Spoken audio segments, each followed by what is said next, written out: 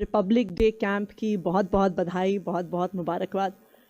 और अपनी बात शुरू करने से पहले मैं ये ज़रूर कहूँगी कि आज जो एनसीसी कैडेट्स का चाहे कल्चरल परफॉर्मेंस हो, चाहे उनका बैंड का परफॉर्मेंस हो, चाहे उनका मार्च पास्ट हो, मुझे इन सारे यंग कैडेट्स को देख के आज ना सिर्फ गर्व है पर मैं आप सबसे बहुत इंस्पायर्ड हूँ। So a big round of applause for all these young cadets.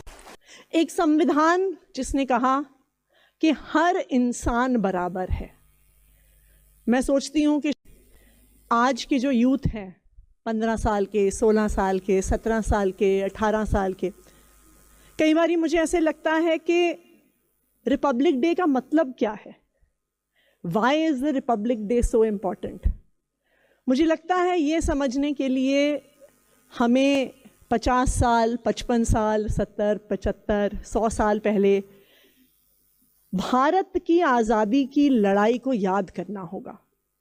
इसलिए याद करना होगा क्योंकि आज बहुत कुछ जो हमारी ज़िंदगी में है, जिसको हम टेकन फॉर ग्रांटेड करते हैं, जिसको हम मानते हैं कि ये तो हमारा अधिकार ही है। हर 5 साल बाद चुनाव होता है, हम अपना वोट डालते हैं, हम लोकतंत्र को अपना अधिकार मानते हैं। यंग लोग सोशल मीडिया पे, फेसबुक हो, इंस्टाग्राम हो, ट्विटर हो, अपने विचार खुल के रखते हैं। खुल के विचार रखना हम अपना नेचुरल राइट मानते हैं। लेकिन भारत को आज़ादी मिलने से पहले ये सारे अधिकार देश के लोगों के पास नहीं थे। और ये जो अधिकार जिनके साथ आज हम जी रहे हैं, ये लाखों लोगों ने बहुत कुर्बानियां करके हमें ये अधिकार दिलवाए हैं। 26 जनवरी 1950 को हमारे देश को एक संविधान मिला। एक संविधान जिसने कहा कि हर इंसान बराबर है। मैं सोचती हूँ कि शायद जब भारत का संविधान बना, भारत ने लोकतांत्रिक अधिकार जब देश के हर व्यक्ति को दिए, शायद दुनिया में बहुत सारे और भारत से डेवलप्ड देश थे जहां पे हर व्यक्ति के पास बराबर के अधिकार नहीं थे। इन अधिकारों की जो लड़ाई थी, जो हमारे स्वतंत्रता सेनानियों ने लड़ी, उसमें से बहुत सारे लोग, बहुत सारे युवा शायद आप लोगों की ही उम्र के रहे होंगे। मैं कई बार सोचती हूँ, भगत सिंह 23 साल की उम्र के थे जब देश के लिए उन्होंने अपनी जान कुर्बान कर दी। अगर तब भगत सिंह ने सोचा होता कि पढ़ाई लिखाई कर लेता हूँ, मेरा भी परिवार है, मेरा भी करियर है, कुछ सेफ ऑप्शन ढूंढ लूँ, कुछ सिक्योर ऑप्शन ढूंढ लूँ अपनी ज़िंदगी का, तो हो सकता है आज भारत आज़ाद ना हुआ होता।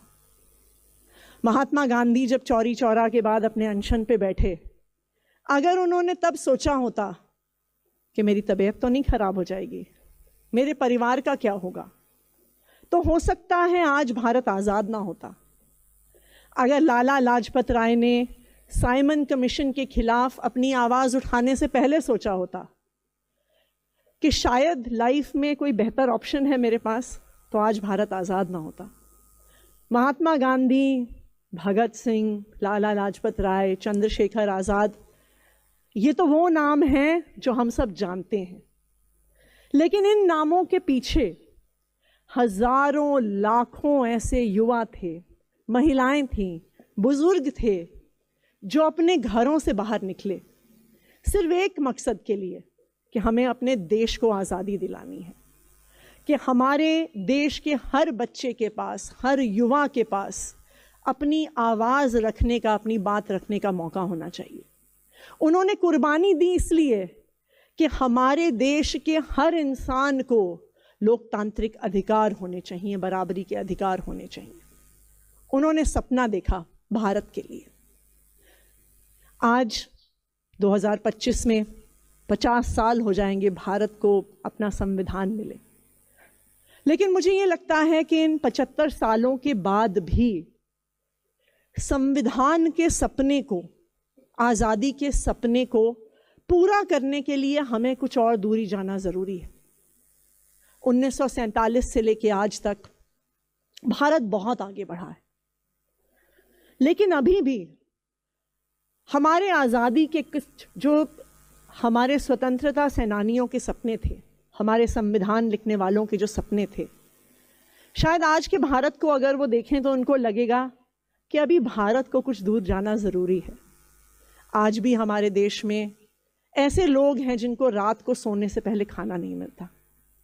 आज भी हम पढ़ते हैं कि देश के कुछ ऐसे हिस्से हैं जहां डॉक्टर के पास जाने के लिए कोई अपनी पत्नी को 20 किलोमीटर अपनी पीठ पे उठा के लेके गया।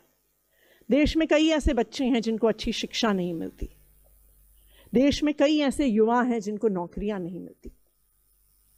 तो मुझे ये लगता है कि जो हमारे स्वतंत्रता सेनानी थे, जो हमारे संविधान के लेखक थे, वो हमारे देश को बहुत दूर लेके आए। उन्होंने उसके लिए बहुत कुर्बानियां दी। लेकिन अब समय है कि हम सब, और खास करके आप लोग जो देश के युवा हैं, देश को आगे लेके जाने की, संविधान के सपने को पूरा करने की, स्वतंत्रता सेनानियों के सपना पूरा करने की जिम्मेदारी हम सब लोग हैं। मैं ऐसा मानती हूं कि अगर हमें देश की समस्याओं का समाधान करना है तो सरकारों से ज़्यादा बेहतर, अफसरों से ज़्यादा बेहतर अगर इस देश की समस्याओं का समाधान कर सकते हैं तो हमारे देश के युवा कर सकते हैं। और आज एनसीसी के ऐसे young, bright, confident, disciplined youth को देख के मुझे इस बात का भरोसा है कि अगर हमारे देश की समस्याओं का कोई समाधान कर सकता है तो आप लोग कर सकते हैं। मैं सोच रही थी अभी जब कुछ कैडेट्स से बात कर रही थी कि ये उम्र ऐसी होती है यूथ के लिए जब हमें बहुत डिस्ट्रैक्शंस होती हैं। आजकल मोबाइल फ़ोन के माध्यम से पूरी दुनिया हमारे हाथ में है। सोशल मीडिया हो गया, नेटफ्लिक्स हो गया, हम घर से बाहर निकलते हैं, बहुत सारी चीज़ें हैं जो हमारे युवाओं का ध्यान खींचती हैं।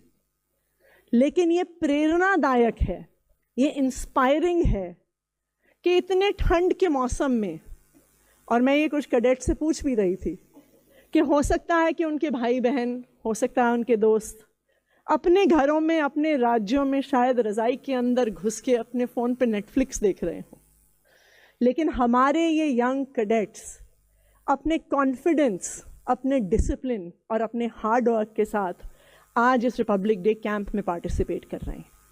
और मुझे लगता है कि यही ट्रेनिंग, यही डिसिप्लिन अगर हमें लाइफ में कुछ भी अचीव करना है तो ये उसके लिए बहुत महत्वपूर्ण है। मेरी तो बस आप लोगों से यही रिक्वेस्ट रहेगी, मेरी यही आप लोगों से अपील रहेगी कि जो हमारे देश का भविष्य है, जो हमारे देश की दिशा है कि हमारा देश किस ओर जाएगा, कितनी तरक्की करेगा, क्या हमारा देश अपने आखिरी नागरिक की हर समस्या का समाधान कर पाएगा, क्या हमारा देश अपने हर बच्चे को अच्छी शिक्षा दे पाएगा, क्या हमारा देश अपने गरीब से गरीब नागरिक को अच्छी हेल्थ केयर की फैसिलिटी दे पाएगा, क्या हमारा देश अपनी हर महिला को, हर लड़की को सुरक्षा दे पाएगा। इन सब सवालों का जवाब आप लोगों के हाथ में है।